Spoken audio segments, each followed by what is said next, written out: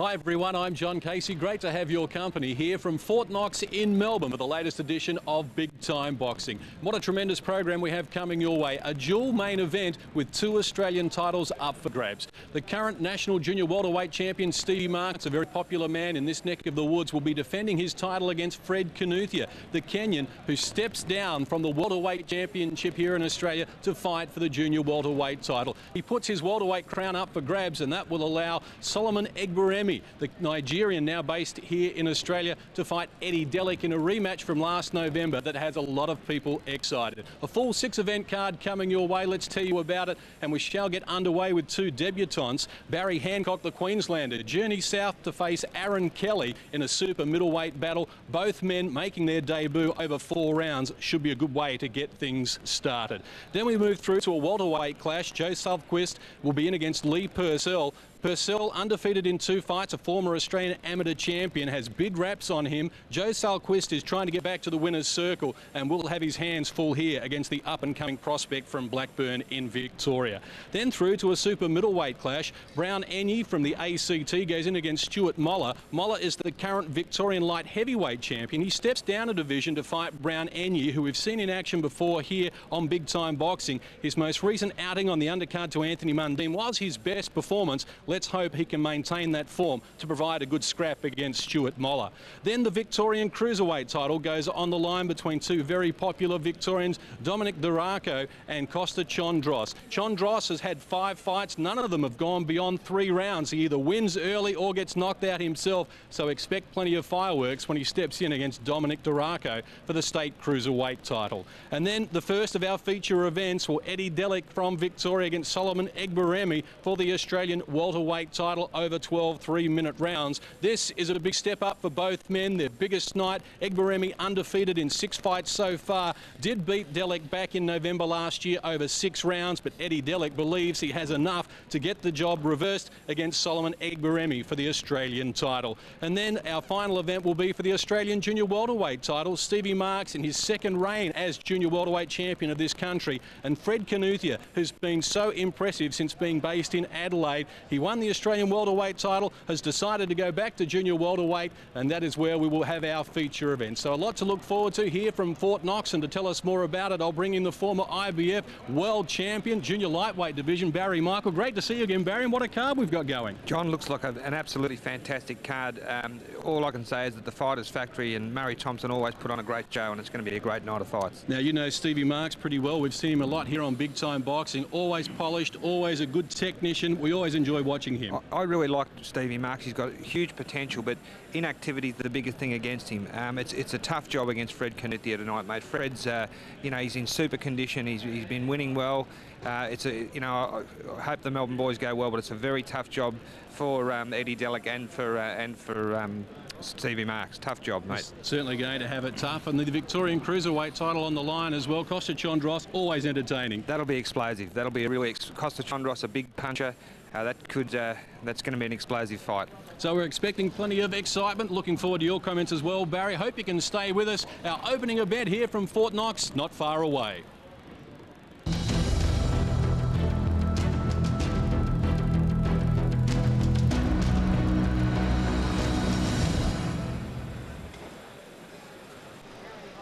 Yes, should be a very entertaining night of action here from Fort Knox. Some of the pre-fight entertainment conducted a little earlier, just to whet the appetite for our fans. And we're not far away from our opening event between Barry Hancock and Aaron Kelly at super middleweight level. And certainly Aaron Kelly is going to be significantly taller and will enjoy a good edge in reach. If you look at the bottom line there, Aaron Kelly 183 centimetres, Barry Hancock 174. So it's almost 3.5 inches in the old language. And as you can see, some differential in the weights as well, with Aaron Kelly coming in at 167 pounds, just under the super middleweight limit. Barry Hancock down at 161 or 72.95 kilos as we look at the tail of the tape. Both men on debut, both had good amateur careers, and both are, I'm sure, just a little nervous. But let's get things underway and take you inside centre ring. Our extra man is going to be Andy Raymond. We're scheduled to open the night here at Fort Knox for 4 3-minute rounds in the super middleweight division. Introducing first in this interstate contest, fighting out of the red corner, he hails from Queensland and is trained by Johnny Briggs at Pine Rivers. Weighing in at 76.15 kilos, making his professional debut tonight after 18 amateur fights, Barry Bulldog Hancock. Standing across the ring from Blackburn, Victoria, he weighed in at 72.9 and is trained out of the Fighters Factory under the watchful eye of Murray Thompson. An amateur career of 19 fights with 15 wins, Aaron Kelly. The third man centre ring, when the bell rings, Jim Boland, your judges at ringside, Andrew Campbell, Mick Croucher and Annika Williams. Murray Thompson there with the final instructions for Aaron No Kelly. respect, fellas. No questions? Okay. Neutral corners, in case there's a knockdown, one behind me. Okay. Jim Boland with the final instruction. Barry Michael with me at ringside. One of the best referees here in the state. Jim Boland's an excellent referee. He's had plenty of experience. On paper, John, this looks a pretty even match, really, maybe except for the weight differential that you mentioned before. But Aaron Kelly having his first pro fight at 30 years of age, and Barry Hancock at 28 having making his professional debut. Aaron Kelly in the red and white trunks, as we mentioned, taller, heavier, with an edge in reach. All heading in his direction at the moment. Barry Hancock in the blue and white. He's made the trek down from Brisbane to make his debut. Nice left hook right hand there from Aaron Kelly. Hancock, the six-pound weight differential is quite considerable with this in this class. Barry Hancock evidently runs marathons, the light of the two boys, and Aaron Kelly's a bricklayer by trade. Oh, good punching there by both boys. Aaron Kelly looking good in the opening minute of the first round. He certainly appears to have an edge in power in the early stages here. It's a little more sting in his punches than those coming from Barry Hancock in the blue and white at the moment. Only 4 rounds, so not a lot of time for them to settle down, and no doubt both a little nervous, Barry. For sure, being their pro debut, I'm sure they're going to get pretty well stuck into it. They're feeling each other out a little bit, but solid punches are being thrown by both boys. But you can see that both boys are experienced. That was a beautiful right drive to the body from Aaron Kelly. That shot would have taken a lot out of Barry Hancock. He hit him cleanly. It's a shot that doesn't look very debilitating, but it certainly is. Nice tight defence being shown here by Barry Hancock. Kelly's had success working to the body. Yeah, Kelly's looking for that right hand over the top. He was successful with it in the first minute. Left hook right hand he likes to throw. Oh, there's that right drive to the body again, that hurt. Oh, there we go. Barry Hancock is down here in the opening round. 3, 4, Wincing in pain, he's 5, taking some punishment to the body. 6, he wants to continue. 7, I don't know for how 8, much right, longer he'll be able to okay. go, though, because he's trying to protect the rib cage. He doesn't look all that good at the moment. 50 seconds left in this round. One more good body shot and it'll be over. There we go. That's it. That's it. And it's going to be waved away. Barry Hancock is stopped in the opening round, and it's Aaron Kelly who makes a spectacular pro debut, coming up for the first round stoppage. Very, very good body punching there. Both hands, right drive to the body, left hook to the body from Aaron Kelly. Very, very impressive in his professional debut. Well, Murray Thompson there, just unlacing the gloves of Aaron Kelly, told us that Aaron was rather nervous coming into his first professional fight, which is to be expected, but he didn't show any signs of it. He was very accurate with his punching. Here's some of the better action. Worked to the body with good authority.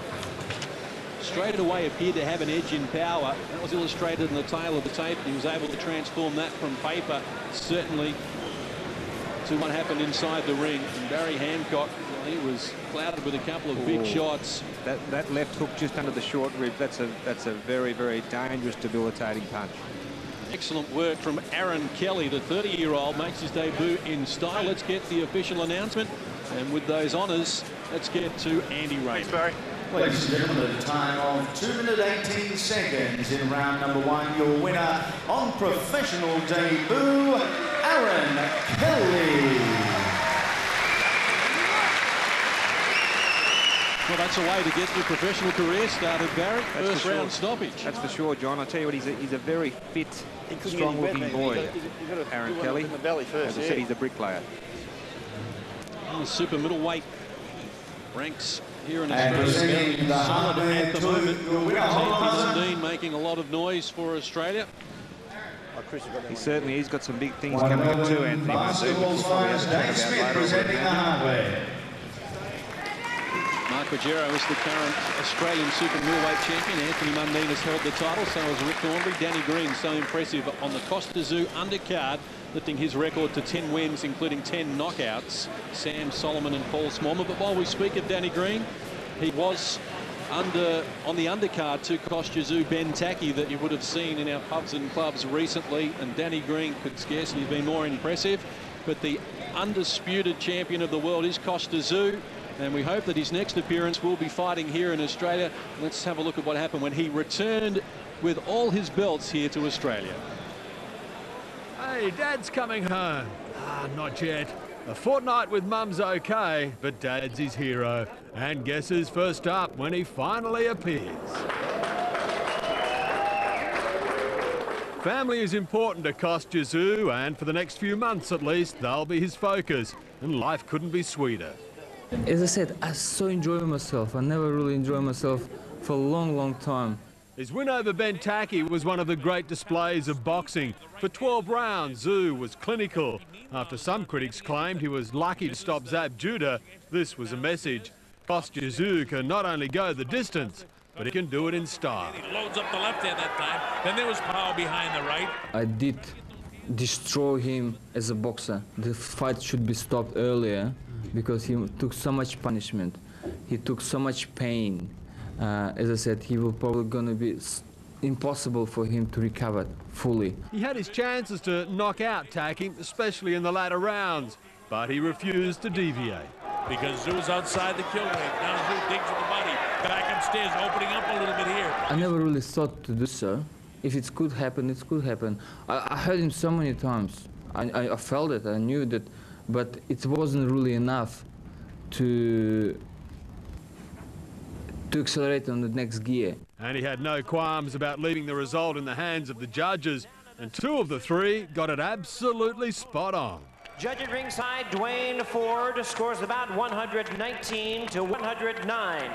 Chuck Jompa and Bill Graham both score about 120 to 108. But the one judge gave 11 rounds to the Taki. You know why? He said, Costa, come on. You won every round. Just I want to give him, to make him a little bit happy. I said, yeah, but you know that you're going to pay for this. The belts are safe. The 3 federations and the unifying belt. One of only 3 fighters in the world to be undisputed champion. This is the new things. To receive this belt, it's a great, great privilege to have this belt.